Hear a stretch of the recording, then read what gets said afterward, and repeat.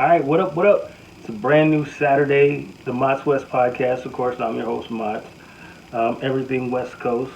And I'm actually excited to say that I've got nothing done. And it's not because I haven't been trying to get things done for the podcast. It's just a lot has been going on life wise. Getting ready for a big move pretty soon. And things are still in play for the podcast, so don't worry. I'm still gonna expand. I know I've been slacking on the vlog, but we're still working on expanding the podcast and what it's gonna be. So a lot of big things. Of course, the website's still to come. I've been saying that forever. So you can buy shirts, merchandise. That's still in play. The travel actually has been worked out. So I will be bringing you more of the travel food section or whatever. And I'm thinking about expanding it into basically my recipes, showing you how I cook. Because I think when you think of travel, you think of more about like the food of like a certain area because every place has its food. Like Philly has the cheesesteaks, New York has the pizza, Los Angeles has the Mexican food. Texas, Kansas City, and they have the barbecue. So you got to really, that I mean, that's how you kind of when you travel. That's kind of how you identify um, certain places by their food, especially when you travel abroad. Like the UK has their food, Africa, Asia, like Japan and China are totally different with their foods. But with that being said, just stay tuned. A lot's going to be coming up. I don't have time to put it all here. I'm just really excited. So let's get to the top stories. The big story of the week was this. Okay, last week was AEW's Forbidden Door, their collaboration with New Japan Pro Wrestling. And let me tell you, it was nuts. Some of the results you had MJF retaining the AEW Heavyweight Championship versus the Ace Hiroshi Tanahashi. Uh, Also, Sonata defeated Jungle Boy, defending the IWGP Heavyweight Championship, which is the top championship in Japan. And Hook was down there to kind of be by Jungle Boy's side. And Jungle Boy actually ended up turning on Hook and actually turning heel at the pay per view. We'll get into that a little bit later. The Elite defeated the Blackpool Combat Club. Of course, the Elite and Blackpool Combat Club had New Japan wrestlers, spliced in.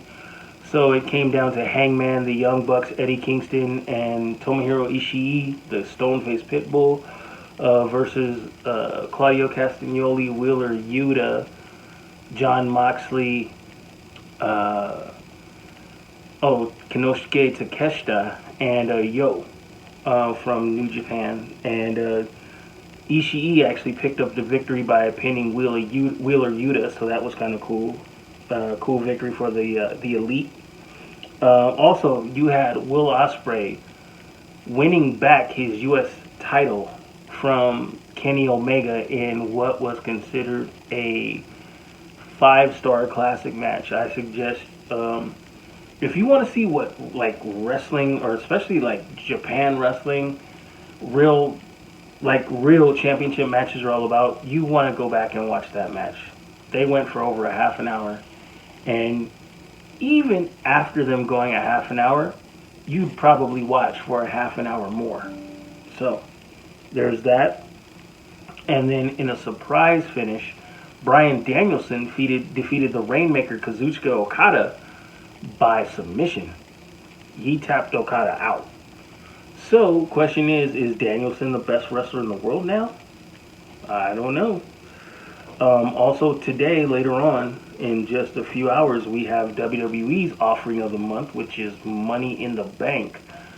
That's going to be really good because there's a lot of matches besides Money in the Bank this year that I'm looking forward to. Because normally it's just the Money in the Bank ladder match. that's the icing on the cake that you look forward to. All the other matches are just filler. But this go around, really no filler. When you think about it, you have Seth Rollins versus Finn Balor for the new Raw Heavyweight title. You got Cody versus Dominic for respect. You have the Civil War between the Bloodline. You have the Usos versus Solo Sikoa and Roman Reigns. So I mean, man, you really can say there's no filler. And then you have the Money in the Bank ladder match for the men and the women. Now, in other actual news, I was looking at the Chris Van Vliet, not the Fred Van Vliet from the NBA. Man, I can't say that. I can't say that at all. It's a tongue twister. Chris Van Vliet, in the wrestling world, who is one of the top wrestling podcasters, said on his podcast that he didn't say that he believes, he stated that LA Knight, formerly Eli Drake, is more over than Cody Rhodes, even though he's a heel. Okay, well, let me go back. So he said because of him believing, or him stating, LA Knight is more over than Cody Rhodes in the WWE, that's gonna have Money in the Bank implications. Because a lot of people want LA Knight to win the Money in the Bank briefcase. And Chris believes that that's going to create a problem for the WWE because they're trying to push Cody actively. It's basically no secret that before Roman Reigns became the champion, they were trying to push. And when I say push, I mean the WWE as a company, the people in creative control decided that Roman Reigns was going to be their guy. And lo and behold, 1,000 days later, he is the still, universal WWE Heavyweight Champion, undisputed. And they're clearly pushing Cody Rhodes in that direction. But sometimes so basically they're saying they're putting all of their work, all of their attention on Cody Rhodes. But eventually you have somebody who's an upstart that the fans just naturally. So there's a creative push and there's an organic push from the fans. So when the fans gravitate to somebody, that could create a problem, especially for companies like WWE, whose their whole bread and butter is kind of sticking to a storyline or a particular wrestler that they're pushing. So that's their bread and butter. So they're like, okay, these guys are the guys that we're pushing. LA Knight, he's just become popular because he's that charismatic. I used to like him in Impact and in the Independents, and so people are just really, really gravitating to him. So will he win Money in the Bank? I think Logan Paul is actually going to win Money in the Bank, and I don't think LA Knight's going to be a problem as of now, because I think the more love, the more over LA Knight gets, and the more Cody is kind of buried in the lead. I think that's what they want right now. I think they want Cody to kind of go through hard times, and I think they want to kind of keep him at the top, but just kind of under the crust, ready to bubble up, which is smart, because finally when he breaks through, then you're going to cheer. So in the meantime, you got guys like LA Knight, who the fans are organically cheering for, Sami Zayn and Kevin Owens, who everybody put over, So I think as long as you have the attention divided amongst those four, and then now you have the Usos, which I'll get to in Best Week. So I think that LA Knight being popular actually gives WWE more options. It doesn't hurt them, especially because they're trying to keep Cody at the top, but near the under the top. That's what I think. Anyway, I think somebody is living their best week. Right? Saturday now through Friday, you have wrestling on. You have AEW. You have ROH. You have WWE. Impact Wrestling. They're all on Monday through Friday. You'll see them if you're flipping through channels. So I'm gonna give a breakdown as to what happened on each one, and figure out which one of the shows during the week is.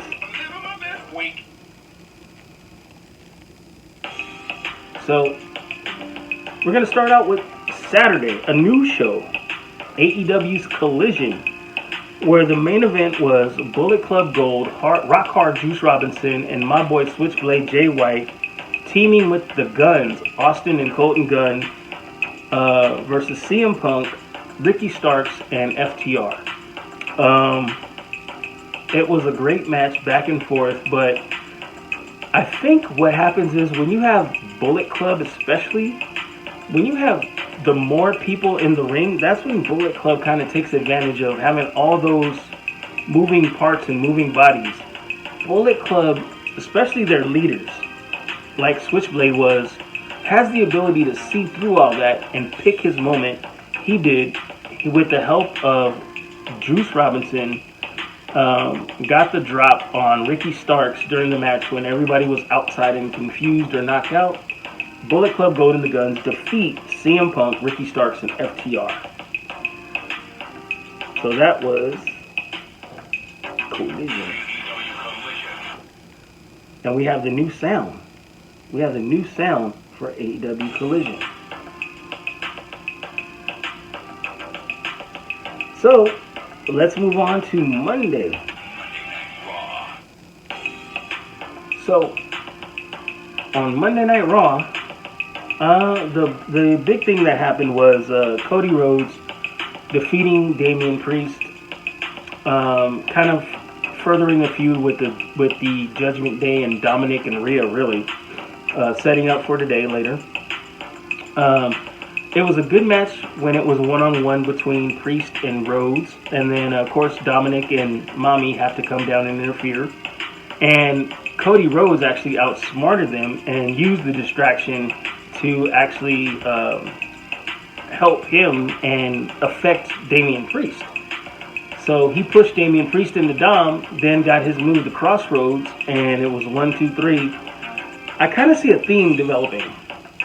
It's like Priest is always looking to advance on his own now, and it seems like the Judgment Day are getting in his way. First it was Finn Balor when Priest had a chance at the World Heavyweight title against Seth Rollins, and now it's Dominic and Rhea when he had a chance to beat Cody. So that's going to be something to look after.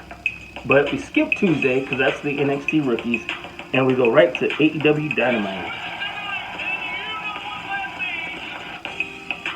So Dynamite. Well, let's just say what happened. Jungle Boy came out and gave his explanation on why he did what he did with Hook, and he said he didn't care. He said he wanted to be his own man, so there you go, Jungle Boy, you're now a heel. Which kind of doesn't make sense because your other boys are heels, so are you going to guys reunite as heels? And I'm talking about Christian Cage and Luchasaurus. They're both just recently turned heel, kind of, and they turned heel on Jungle Boy. So maybe does Jungle Boy have this if you can't beat him, join him mentality now? I don't know. In the main event, though, you had Sting and Darby Allin defeating Chris Jericho and Sami Zayn in a Texas Tornado match, which was crazy. Sting jumped off a ladder out of the ring onto Sammy Guevara, who was laying on 2 tables. That was, Sting still got it. He's still doing major spots, so salute Sting. So that was Dynamite. Then let's move on to, so on Impact, they really didn't show Bully Ray and Steve Maclin because they kind of had their shine last week.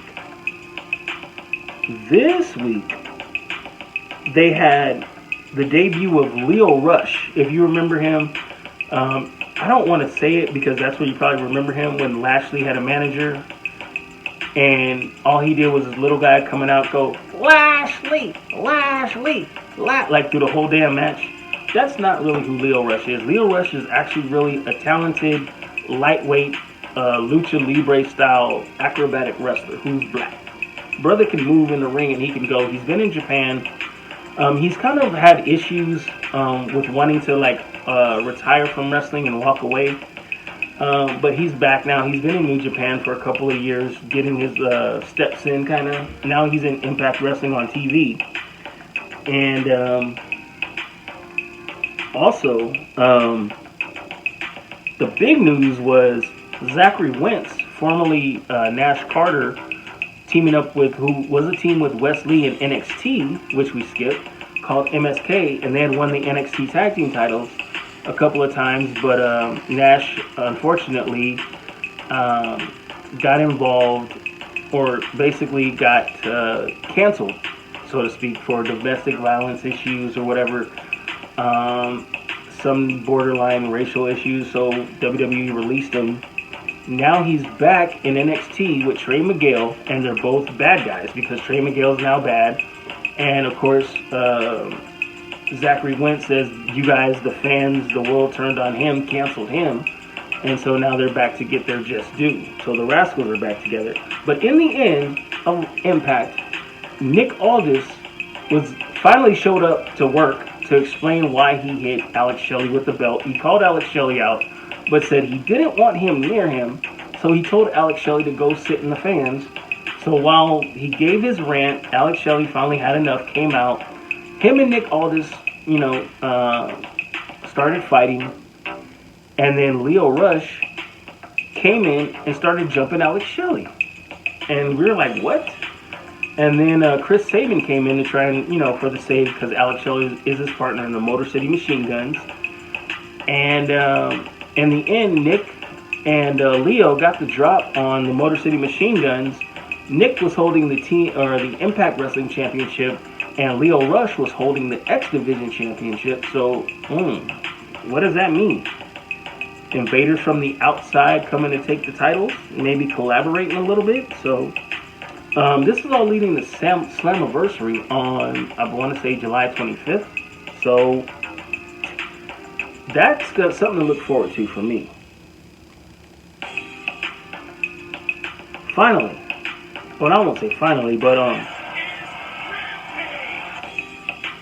so on Rampage, again, I kind of liked it a little bit better this time because it looked like they were actually trying to showcase some talent. They had Shawn Spears, formerly Ty Dillinger, the Perfect 10, defeating Blade. They also had a match. It was Matt Hardy and Brother Zay, who was Isaiah Quinn, versus the new team of Johnny TV and QT Marshall. And it looked like Ethan Page is going to end up maybe turning face, because the Butcher and other members of QTV came out and attacked Hardy and Zay. Ethan Page came out to genuinely help, but he got his butt knocked out. Also, Taya Valkyrie came.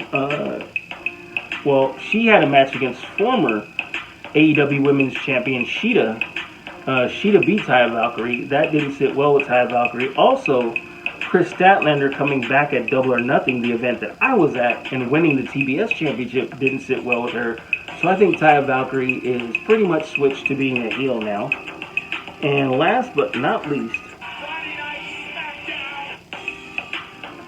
Friday Night SmackDown, the final confrontation before Money in the Bank between the Bloodline. So Roman Reigns said, you know what? He would forgive his cousins for their transgressions if they both just came down and apologized. The Usos came down and said, we're not apologizing. We're not trying to get back into the Bloodline. If anything, this family's going to take a new direction, and it's going to need a new leader if we win. And that new leader is going to be Solo Sikoa, according to the Usos, if Roman Reigns loses. So they got into a brawl after that, had to be separated by security. SmackDown went off the air. But who I think is got to be Impact Wrestling, because they brought in Leo Rush, brought back Zachary Wentz to make a good show. Slammiversary is probably going to have a lot of drama involved in it. So Impact Wrestling, congratulations. And what I'm going to start doing, since it's a new month, it's the first of July, I'm going to start tallying up who's living their best week, and then we're gonna see who's living maybe their best month, who's got the most wins, because that would be interesting to see. And what's going to be interesting to see is on the other side of the break, we're going to have MAATTs West Sports, what you watching, and we're going to talk a little travel. Peace. What up, y'all? This is MAATTs of the MAATTs West Podcast. If you want to advertise here on the MAATTs West Podcast or run a promo, become a sponsor, have a question, comment, or just want to hit me up, you can find me on Twitter at MAATTs_West. That's MAATTS_West. On Instagram at MAATTs West Podcast or MAATTsWestPodcast@gmail.com.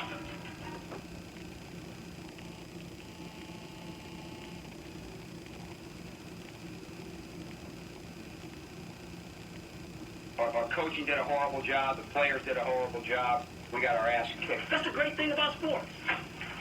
You play to win. And I don't care if you don't have any wins. All right. We're back with MAATTs West Sports. Let's go ahead and run through this.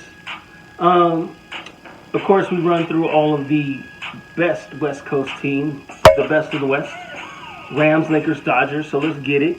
Rams, a Bleacher Report just the other day came out saying that going into this year after the draft, the Rams have the 31st ranked defense. That means the second worst defense in the whole NFL going into next year.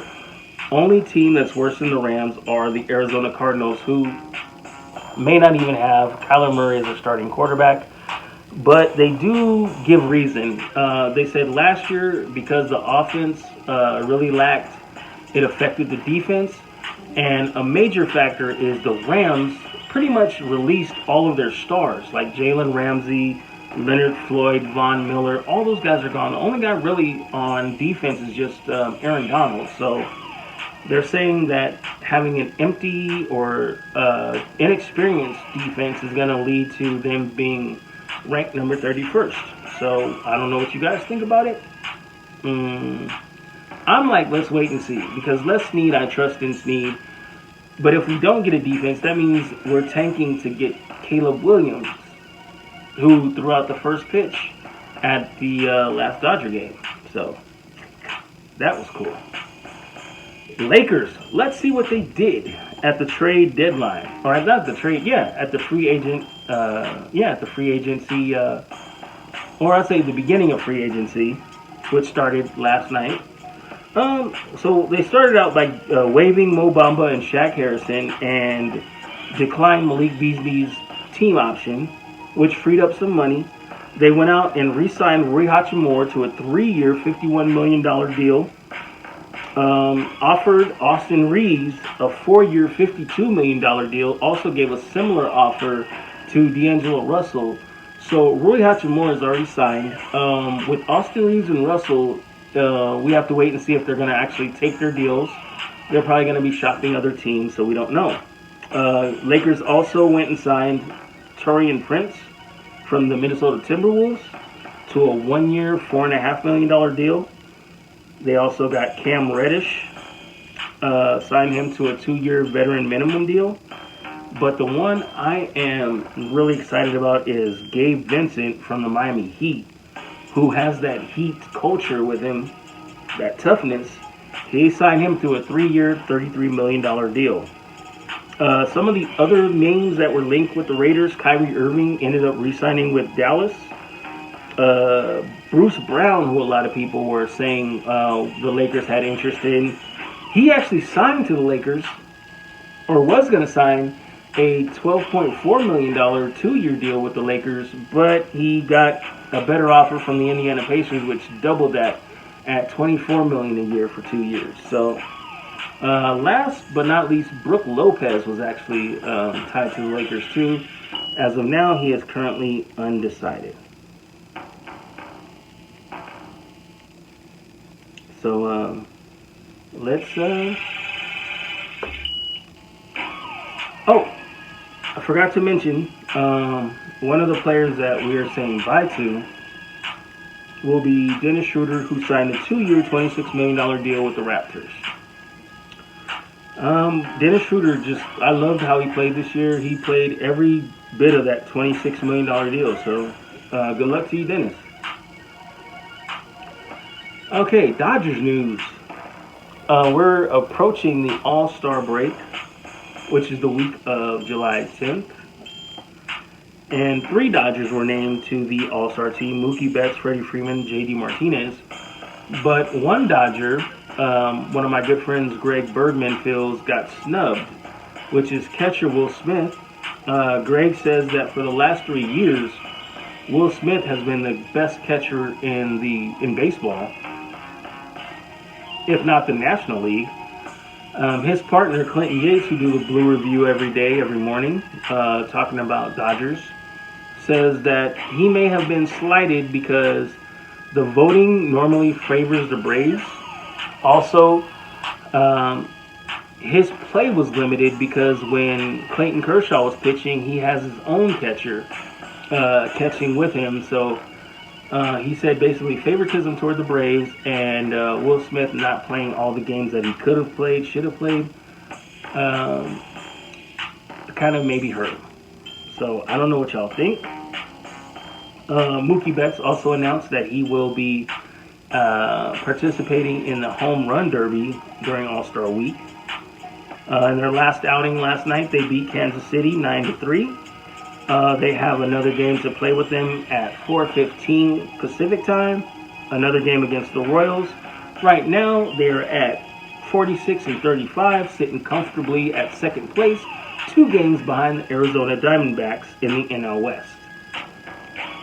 So that's Mott Sports West. But what I want to know is, what you watching?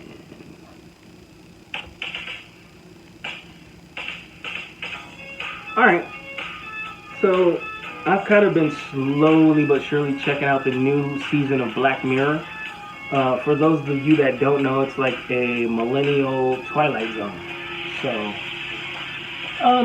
this is season, I want to say season 6 or season 3. Anyway, it's the latest season of Black Mirror, and the other seasons have been pretty good. This one I'm having a hard time with. I've only made it through 3 episodes. The second 2 put me to sleep. I won't give it away, any spoilers, but Black Mirror, of course, is on Netflix if you want to watch it.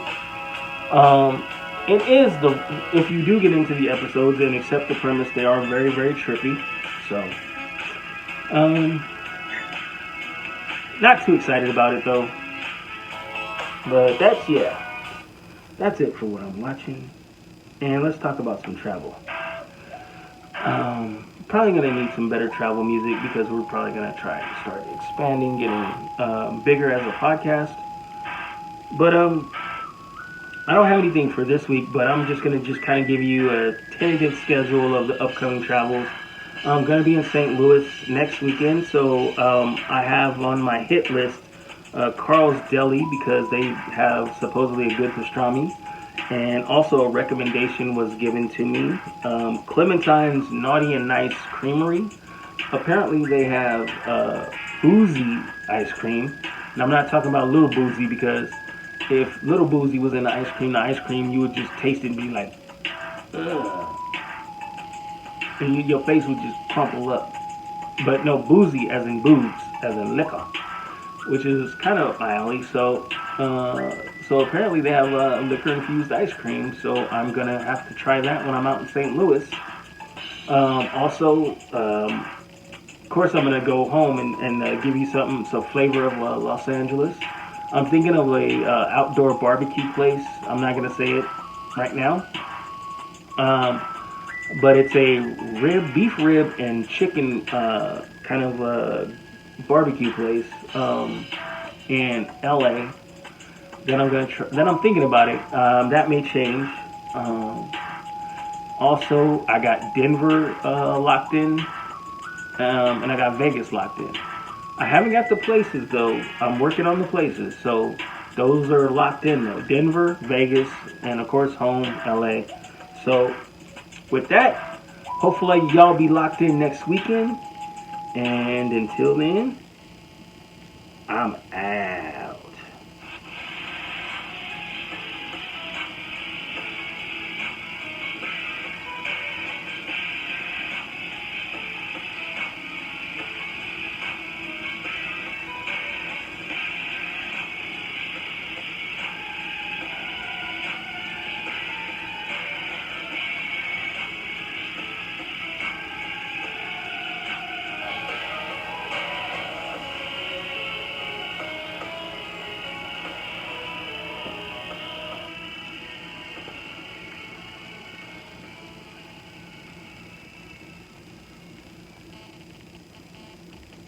Peace.